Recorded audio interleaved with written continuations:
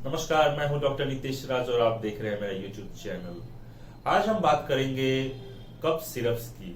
आशा करता हूं पिछली वीडियो जो पैरासीटामोल की डोजिंग पे थी आपको अच्छी लगी होगी। बट आज हम बात करेंगे, आज हमारा टॉपिक ऑफ डिस्कशन है कफ सिरप्स की।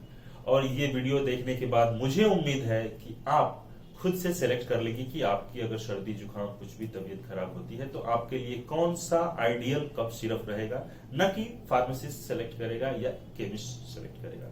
डॉक्टर्स ऑब्वियसली हमेशा सेलेक्ट करेंगे, वो तो सही है। तो चलिए हम देखते हैं। तो कफ सिरप जनरली जो होते हैं दो प्रकार के होते हैं, एक ड्राई कफ सिरप्स और दूसरी होती है वेट कफ सिरप्स। ड्राई कफ सिरप्स को हम नॉन प्रोडक्टिव कफ सिरप भी बोलते हैं क्योंकि उसमें कुछ भी बलगम या जो हम बोलते हैं कि हमारा जो म्यूकस है वो कुछ नहीं निकलता है, ड्राई रहता है। और प्रोडक्टिव या वेट जिसमें हमारा मतलब कुछ बलगम्स निकल रहे हैं, कफ जो है कफ से पूरा चेस्ट जाम है लग रहा है आपको।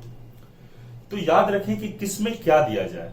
तो ड्राई सिरप्स में जो ड्राई कफ सिरप्स होते हैं, पहले जो आते थे उनकी एक छोटी सी एक बात बता दूं कि कोडीन आते थे, हालांकि अब मैं भी नहीं बोलूंगा और ये मार्केट में भी ऑलरेडी बैन हो चुकी है कि ड्राई कफ सिरप को कम करने के लिए कोडीन की सिरप आती थी जिसमें फॉर्मुलेशंस में कोडीन होते थे।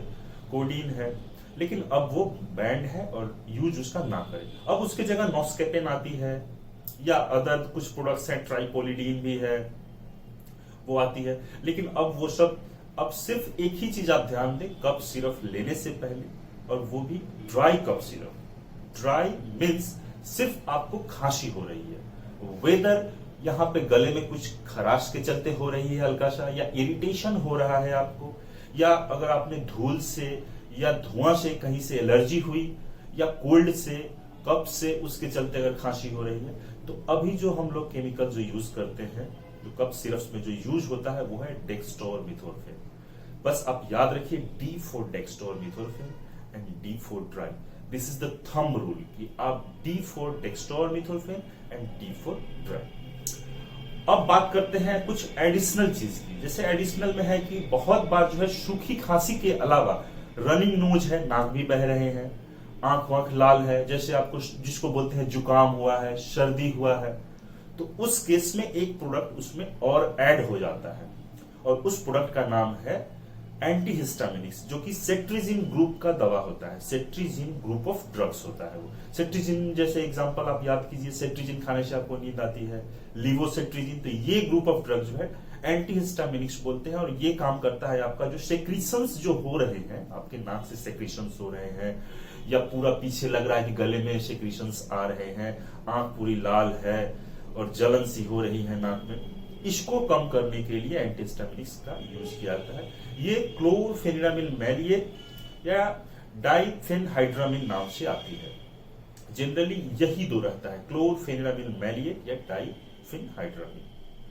अब एक और चीज, सर्दी भी है, जुकाम भी है, खांसी भी हो रही है, इसके साथ साथ नाक पूरी तरह से बंद है, तब आप क्या करेंगे? नाक बंद है और यहां लग रहा है कि साइनस जो है बंद है, भरा पड़ा है, तो बेस्ट तो ऑलवेज होगा कि आप वार्म स्टीम इनहेलेशन लें। लेकिन अगर उसमें, तो उसमें एक दवा और ऐड हो जाएगी जिसका नाम है फिनाइलेफ्रीन या सूडोएफ्रीन या एफ्रीडीन या फिनाइलेफ्रीन, आप सिंपल से याद रखिए। तो देखिए कैसे कफ कंपनी जो है कैसे बनाती है। सिर्फ सूखी खांसी है, एग्जांपल से मैं बता रहा हूं, सिर्फ सूखी खांसी है, एस्कोरिल डी फॉर डेक्स्टोरमिथोर्फेन। सूखी खांसी साथ में रनिंग नोज और कंजेशन भी है, तो अब आ गई एस्कोरिल D+, मतलब खांसी भी कम करेगी, कंजेशन भी कम करेगी और रनिंग नोज भी कम करेगी। तो D+ में क्या क्या होगा? D वाला तो होगा डेक्स्टोरमिथोर्फेन प्लस फिनाइलेफ्रीन प्लस एंटीहिस्टामिनिक्स, मतलब सेट्रिजिन ग्रुप ऑफ ड्रग जो है, सेट्रिजिन वाला जो है, जो सेट्रिजिन का होता है। तो उससे एक आप खुद आइडिया लगाइए कि उसे आप कब लेंगे। तो जब भी आपको एलर्जी खांसी हुई, जब भी आपको गले में थोड़ी खराश हुई, कोल्ड एंड कफ पर्टिकुलरली ठंड के टाइम में इन सीजनों में काफी ज्यादा हो रही है। और तीसरी चीज, लास्ट शब्द है कि हमेशा याद रखें कि जो भी ये कफ सप्रेसेंट बोलते हैं इसको, क्योंकि ये कफ को सप्रेस करता है, कफ को रोकता है, ब्रेन सेंटर पे काम करता है ये। और जो भी दवा ब्रेन सेंटर पे काम करेगी उसका साइड इफेक्ट ड्राउजीनेस और सीडेशन, मतलब नींद आना, हमेशा लगेगा कि ड्राउजीनेस है, थका थका, तो ये होता है। इसलिए बहुत बार इन चीजों के साथ कैफीन ऐड कर दिया जाता है ताकि थोड़ा माइंड जो है स्टिमुलेटेड रहे। ये हो गई ड्राई सिरप की बात। अब हम बात करते हैं वेट या प्रोडक्टिव कफ सिरप्स की। प्रोडक्टिव मतलब जब आपको लग रहा है कि चेस्ट में कुछ फंसा हुआ है, कंजेशन है, लग रहा है कि सांस लेने में तकलीफ हो रही है, तो मार्केट्स में जो सिरप आते हैं वो कॉम्बिनेशन सिरप्स आते हैं for wet and productive cough. जो कि सपोज एक एग्जांपल से मैं आप बताता हूं। एक केमिकल्स होता है, उसका नाम है गुएफेनासिन, और एक होता है ब्रोमहेक्सिन। तो इन सब केमिकल्स का जो काम है कि जो भी आपका कफ जो जमा हुआ है उसको पतला करना, तोड़ना और बाहर निकालना। तो सिंपल सी चीज, अगर ये बच्चों में देंगे तो क्या होगा इसका साइड इफेक्ट आप खुद बता सकते हैं। पतला होगा अगर कफ, तो बच्चे तो बोल नहीं पाएंगे या कफ को खींच नहीं पाएंगे, खींच के फेंक नहीं पाएंगे, बच्चे उल्टी कर देते हैं। तो इसमें बच्चों में ये साइड इफेक्ट ये हो जाती है। और सबसे एक अच्छे जो कंपोनेंट है जो काम करने वाली, और इसका हमेशा ध्यान दें कि जब भी कफ जम गया हो, सांस लेने में तकलीफ हो रही हो, तो हमेशा एक ऐसा कफ सिरप यूज करें जिसमें कफ जो है निकले भी, और दूसरी चीज की जो आपका सांस की जो नली है वो खुले मीन्स डायलेट हो, ताकि एयर एंट्री अच्छे से हो। उसके लिए हम लोग ब्रोंको डायलेटर्स उसमें देते हैं। बहुत बार आपने सुना होगा एस्कोरिल एलएस नाम से या एम्ब्रोलाइट एस नाम से। एस मतलब सैलब्यूटामोल या टर्बुटालिन या लीवोसैल्बुटामोल। लीवो न्यूअर प्रोडक्ट है सैलब्यूटामोल का। तो आप हमेशा ये गौर करें कि एलएस, एस या टर्बुटालिन अगर ये है तो ब्रोंकियोल्स जो है मतलब सांस की जो नली है, या जिनको सांस लेने में तकलीफ हो रही है, या सपोज जिसको कफ हुआ है और ऑलरेडी एस्थमा का पेशेंट है, ऑलरेडी एम्फाइसीमा है, ऑलरेडी स्मोकर है, तो या ब्रोंकाइटिस है, तो कभी भी ड्राई कफ वाला फॉर्मुलेशन उसे ना दे, एकदम ना दे। उसे जब भी दे हमेशा कोशिश करें कि कफ निकालने वाला मीन्स ब्रोमहेक्सिन, गुएफेनासिन और ब्रोंकोडायलेटर दे, ताकि उसकी सांस की नली खुली रहे, सांस लेने में तकलीफ ना हो। इसका इंडिकेशन आप एक खुद समझ सकते हैं कि बहुत बार कफ होती है, लोग बोलते हैं घड़घड़ आवाज कर रही है। घड़घड़ मीन्स कफ जो है जमी हुई है और उसके चलते जो लंग से जो हवा निकल रही है वो अच्छे से नहीं निकल पा रही है और आवाज हो रही है। मतलब वहां पे आपको म्यूकस को क्लियर करना होगा और ब्रोंकियोल्स को या लंग्स का जो पाइप है उसको ओपन करना होगा, और उसमें ब्रोंकोडायलेटर देंगे। और हमेशा एक बात, सबसे इंपॉर्टेंट बात ये सारे डिस्कशंस की, कि इसका जो साइड इफेक्ट होता है ब्रोंकोडायलेटर्स का, वो ट्रेमर होता है।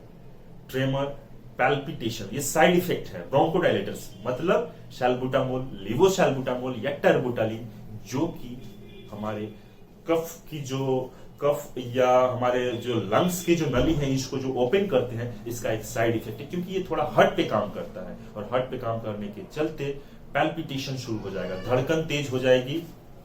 और दूसरी चीज, धड़कन तेज होगी, पसीना आएगा और हाथ कांपने लगता है। तो ये हमेशा आप उसको पेशेंट को ऑलरेडी या पर्सन को ऑलरेडी आप समझा दें कि जब भी आप ये लें, अगर ऐसा होता है तो जो 2 चम्मच अगर आप ले रहे हैं 10 ml तो 5 ml कर दें, अगर ऐसा होता है। या जब हुआ तो आप थोड़ा रेस्ट करें, थोड़ा फैन मैन ऑन कर दें, उनको थोड़ा कूल एयर मिले, और उनको थोड़ा एश्योर करें कि ये कुछ भी नहीं है। क्योंकि मैंने बहुत बार क्लिनिकल प्रैक्टिस में देखा है, सिर्फ ये कफ सिरप खा के और कितने पेशेंट भर्ती हो गए हैं। घबराहट, सिम्टम्स ऑफ घबराहट कि उनको हार्ट अटैक ना आ गया हो, ये हमेशा याद रखिए। आप लोगों के साथ भी हुआ होगा, और मुझे कमेंट बॉक्स में आप बताएंगे कि ऐसा एक्सपीरियंस क्या आपके किसी फैमिली मेंबर्स या किसी का सुना है जो हुआ है। ये कफ सिरप लिया, हाथ पैर कांपने लगा, अनइजीनेस लगा, डिस्कम्फर्ट लग रहा है, स्वेटिंग हो रही है, ट्रेमर हो रहा है, बस उसको रीअश्योर करें, या तो उसको वो कफ सिरप ना दें या रेस्ट करें, या बहुत ज्यादा अगर तकलीफ है always get consulted by doctor. और हाँ, जब भी ऐसी बहुत ज्यादा कुछ प्रॉब्लम्स होगी, ऑलवेज कंसल्ट योर डॉक्टर्स। खुद से ज्यादा इलाज करने की कोशिश ना करें। आशा करता हूं ये वीडियो आपको अच्छी लगी होगी। अगला वीडियो किस टॉपिक पे चाहते हैं आप मुझे बताएं, ताकि मैं और अच्छे तरीके से आप लोगों के लिए एक नई वीडियो प्रस्तुत करूं। और बहुत बहुत धन्यवाद। और एक और चीज की, अभी तक अगर आपने सब्सक्राइब नहीं किया है और बेल बटन नहीं दबाया है तो इसे दबा दें और हमारे चैनल को सब्सक्राइब करें।